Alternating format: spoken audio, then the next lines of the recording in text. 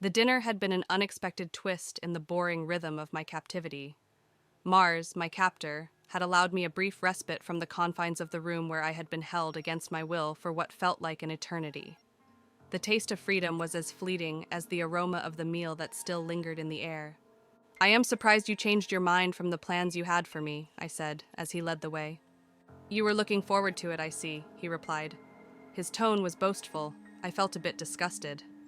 As I walked back to the room, the weight of disappointment settled in my chest, each step heavier than the last. The door, a solid barrier between me and the outside world, closed behind me with a finality that echoed in the silence. The room greeted me with its cold, unforgiving embrace, a stark contrast to the warmth and laughter I had experienced on the outside, not so long ago. I had my plans. I wanted to get him weak so I could make my move, the escape. However, he had something more important to do. What could be more important than me? He sure behaves as if nothing in this world matters to him but me.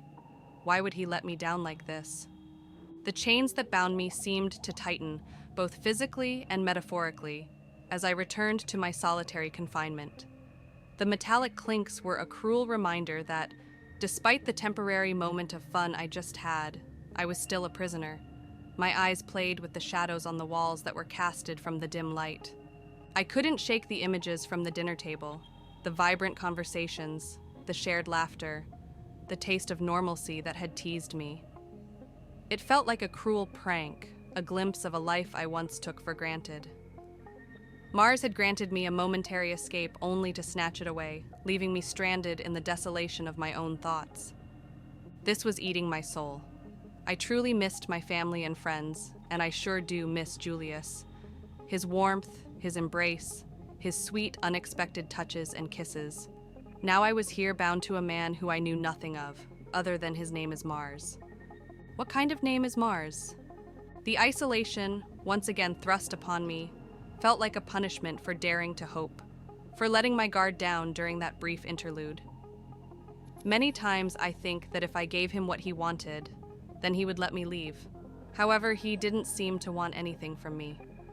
Or that's what I thought. I sank onto the cold floor, my back against the wall, and let out a heavy sigh.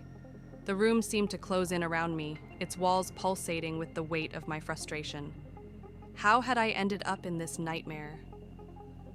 The question lingered in my mind like a haunting refrain. Memories of my life before captivity taunted me. The sunlight streaming through my bedroom window, the laughter of friends, the freedom to make choices. Now, those memories felt like distant echoes, fading with each passing day in this dark and desolate room. This man tricked me, pretended to be a masseuse, sprinkled something to make me sleep, and then I ended up here, in a dark room, all alone. I traced the patterns on the cold floor with my fingertips, a useless attempt to ground myself in some facade of reality. The disappointment, like a relentless storm, raged within me. It wasn't just about missing a dinner. It was about the constant reminder that my life was no longer my own. He owns me now, and he will never let me leave. In the solitude, I confronted my deepest fears and insecurities. The isolation became a breeding ground for self-doubt, and the disappointment morphed into a heavy burden I carried with me. How much longer could I endure this torment? As the hours dragged on, I got lost in my thoughts. I replayed the scenes from dinner, savoring each moment, as if trying to extract every ounce of joy from the fleeting experience. Mars had a beautiful smile and handsome face to match. It made me wonder what he had to do this. He could have anyone he wanted. He was well-groomed, spoke softly, very reassuring, smelled like a dream and gentle at times. What the hell was wrong with him? What made him feel the need to kidnap someone? The cold reality of my captivity seeped back in, like water filling a sinking ship.